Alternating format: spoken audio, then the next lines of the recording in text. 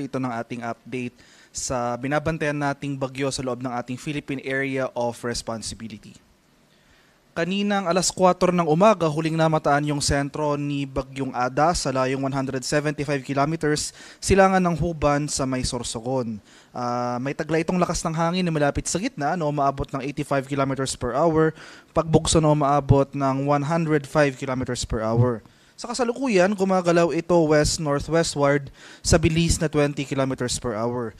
So makikita natin dito sa ating latest satellite images itong mga makakapal na kaulapan na kasalukuyang nakakaapekto dito sa southern Luzon at malaking bahagi ng Visayas. Ito yung mga rain bands na associated directly kay Bagyong Ada. Samantala, itong northeast monsoon o yung malamig na hanging amihan patuloy na nakakaapekto naman dito sa area ng northern and central Luzon.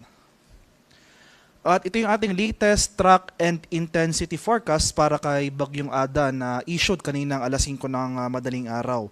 So makikita natin dito sa ating track forecast, magpapatuloy yung generally west-northwestward na paggalaw ni Bagyong Ada simula ngayong araw hanggang bukas araw ng linggo. So Sunday onwards ay mag-iiba na yung direksyon na tatahakin ng nasabing bagyo. Magsisimula na yung recurving pattern nito, magiging generally northward na yung paggalaw up until sa araw ng Tuesday next week.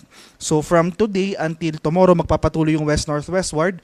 So starting sa araw ng Sunday ay generally northward and then northeastward yung paggalaw. So magre-recurve yung direction ni Ada. So kumbaga lilihis ito papalayo sa ating bansa. So sa ngayon mapapanatili nito ang tropical storm category habang binabaybay itong Philippine Sea o itong karagatan sa silangang bahagi ng ating bansa.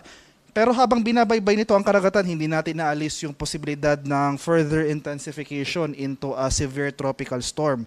So mapapanatili nito ang lakas bilang isang tropical storm and then after recurving ay hihina ito bilang isang tropical depression category sa araw ng Wednesday and Thursday next week.